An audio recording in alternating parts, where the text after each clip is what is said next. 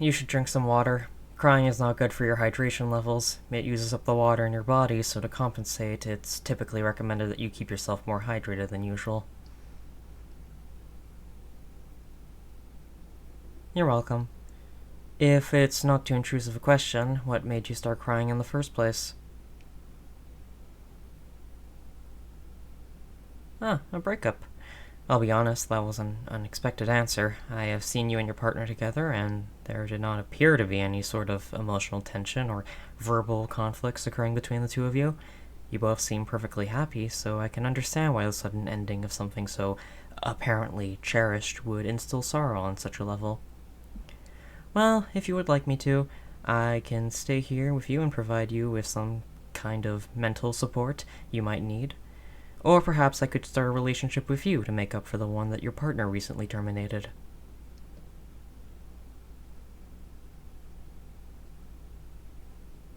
No, I am not trying to subtly coerce you into dating me. That would imply that there was any hint of subtlety to my statement, which there absolutely was not. Unless you truly believe that it was subtle, in which case we should take you to the medical clinic down the street so that we can get your head examined. I'm not sure if you've noticed, but I don't say anything subtly. That is actually why a lot of people in this school, students and professors alike, have confessed that they dislike me. They call me brutally honest, and I do not fault them for it. The truth can be painful, but I see no logic in lying.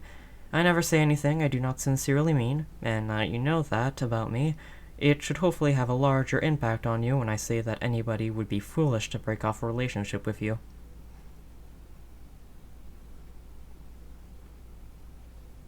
Yes, I am, in fact, calling your now ex-partner a fool. I can do so again to their face if you like. They would deserve it for making you cry, as well as a few other choice words. You do not deserve such grief. You are a wonderful person, intensely kind, friendly, extremely intelligent, physically attractive, emotionally strong. Of course you are. The fact that you are crying so openly in front of me, somebody you have only interacted with on a handful of occasions, and could only loosely call a friend, shows that you are mentally and emotionally mature enough to not hide away your true feelings. If that isn't a strength, then I'm unsure of what is. It's okay. Let it out. They didn't deserve you, you know. If they were willing to intentionally give up on all the positivity you bring to the people around you, then they weren't worthy of it.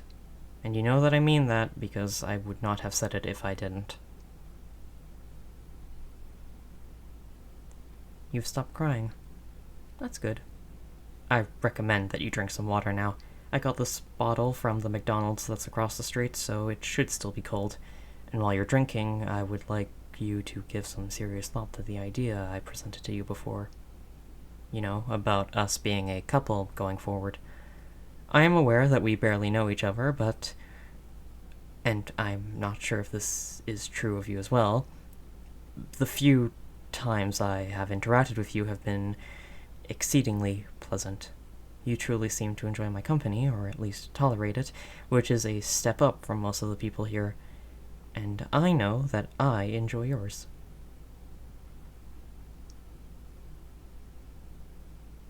Of course I do. You are pleasant to be around, for all of the reasons I've stated, although there is one other trait that I've noticed, but it might be a trait of mine more than yours. Every time I'm around you, I'm happy. Happier than I would be normally. You have this infectious aura of mirth that always seems to affect me more than others. And I know that I do not exactly show it, but that is merely due to how difficult it is for me to express my emotions. I've never been good at that ever since I was a child. I've struggled with emotional expressiveness. People think that I'm very robotic when I speak because of this fact.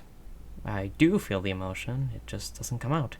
But the other day, you told me a joke and I laughed. I laughed out loud. It was hard to believe. I rarely ever express emotions at all, let alone that strongly. But that is part of why I like you so much. That magical ability you have to bring things like that out of me. Things that I thought were hidden deep inside my mind and could never be accessed. And if you still have any doubts, I understand. I've put you in a tough position when you are at your most vulnerable, but I am very confident that this will work out. See, you have another effect on me. When I am near you, I find that my heart rate increases and I can't stop myself from blushing. If you smile at me, I feel butterflies in my stomach and an odd, tingly sensation. Like I'm going numb, but in a good way. I wasn't sure why any of this was happening at first. I checked a medical dictionary for any disease matching these criteria, but I've since pieced together that the reason for those occurrences must be that I have a strong romantic feeling for you. I will give you time to think this fact over, as well as the proposal as a whole. If it turns out that you do not share my feelings, then I won't pursue you any further, but if you do, then I will be more than happy to be by your side.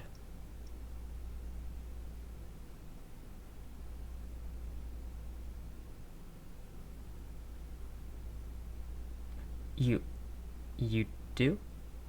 Well, you're quite decisive, aren't you? I'll add that to my mental list of traits about you. Don't be creeped out, I keep mental lists of everyone I meet. It helps me understand them better, and I know what to buy them for Christmas. I truly cannot believe you said yes. I promise, I'll try to make you as happy as you make me. Thank you for giving me a chance. Wow, there you go again, working that magic of yours. You got me smiling.